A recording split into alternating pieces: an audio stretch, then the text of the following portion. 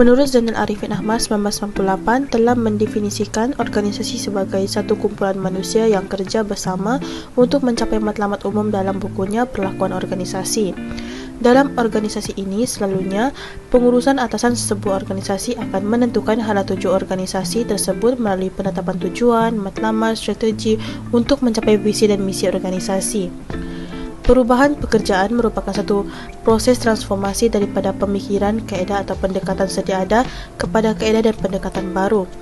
Bagi sebuah organisasi, ini dikaitkan dengan pelaksanaan sistem atau prosedur baru dalam kerja dengan tujuan untuk membantu melicinkan skop kerja berbanding dengan sistem yang terdahulu.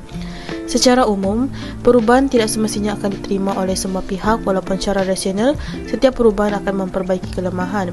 Oleh itu, perubahan pekerjaan memberi implikasi kepada tingkah laku pekerja.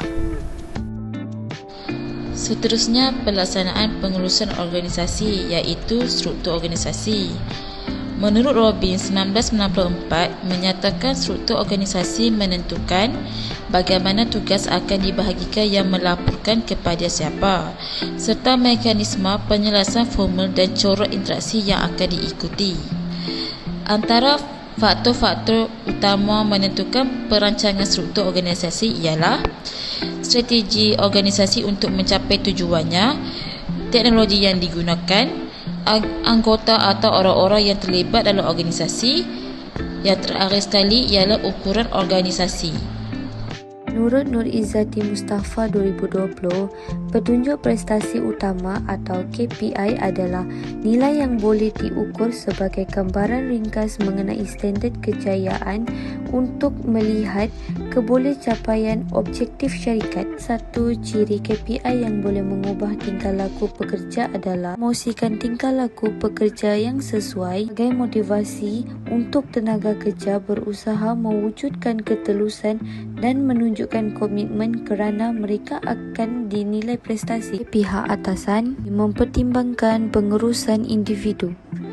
Antara implikasi sistem kerja yang baik adalah wujudnya persekitaran kerja yang baik. Menurut Vichy 2007 menyatakan persekitaran kerja yang baik akan membawa kepada kesesuaian yang lebih baik antara ruang kerja dan pekerja dan hasil dalam meningkatkan tingkah laku dan tekanan yang berkaitan dengan emosi. Dalam menerangkan faktor yang membentuk persekitaran kerja yang sihat, kehidupan kerja, keadaan psikologi, tahap motivasi, daya sosial, pengurusan dan kepimpinan konsisten, ketulusan membangunkan persekitaran kerja yang baik dan persekitaran kerja yang baik membawa kepada peningkatan produktiviti organisasi. Menurut Mutia 2014 pula, persekitaran kerja dalam organisasi memainkan peranan penting dalam menentukan tahap produktiviti tenaga kerja dan keupayaan organisasi untuk mengekalkan tahap produktiviti, mengekalkan tenaga kerja, menentukan seberapa baik pekerja dapat bersama dengan organisasi, kadar kesiapan pekerja, tahap inovasi, kerjasama dengan pekerja lain, tahap ketidakhadiran dan tempoh masa pekerja memilih untuk tinggal bersama organisasi tersebut. Kesimpulannya, perubahan pekerjaan dalam sebuah organisasi memberikan impak yang signifikan terhadap tingkah laku pekerja.